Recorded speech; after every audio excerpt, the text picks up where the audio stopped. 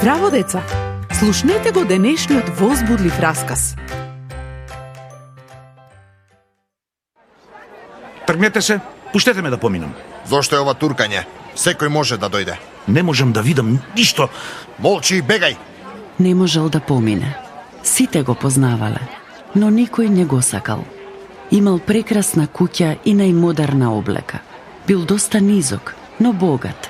Секој знаел дека не ги заработува честно своите пари.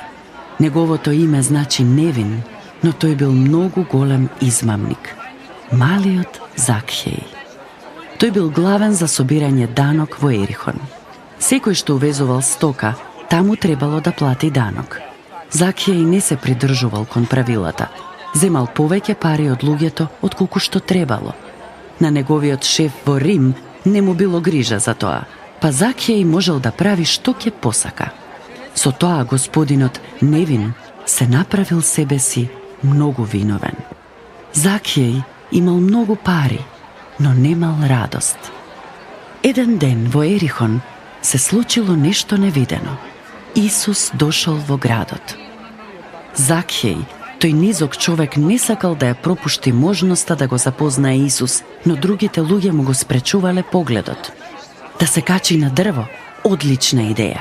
Брзо се искачил на дрвото. Каков прекрасен поглед. Дојде и Исус. Доаѓал се поблизу. Замислите го изненадувањето на Закхеј.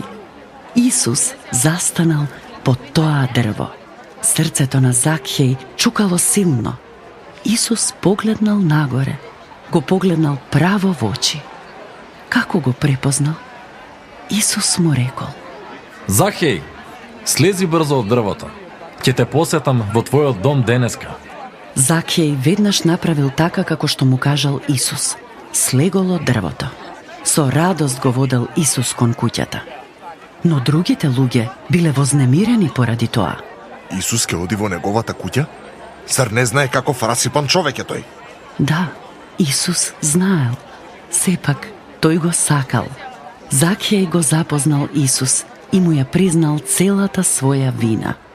Господе Исусе, ти ветувам, половина од богатството ќе го дадам на сиромашните луѓе и од кого сум украл ќе им вратам 4 пати повеќе. Закхеј, сега си спасен. Зашто јас дојдов да ги барам и да ги спасам изгубените. Исус ќе дојде и кај тебе. Покани го во твојот живот и кажи му што те вознемирува. Тој ќе го среди твојот живот.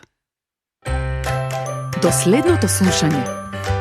Ако сакаш да не контактираш или ако имаш прашање, пиши ни на radio7kids@gmail.com. Чао!